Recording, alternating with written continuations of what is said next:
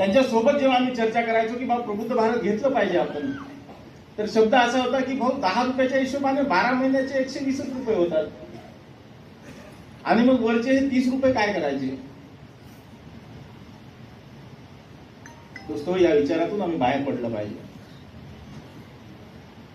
या विचारातून आम्ही बाहेर पडलं पाहिजे. हा जो अंक जातोय, हा अंक माझ्या नावाने जर 2-4 लोकांना जात असेल तर काही हरकत नाही.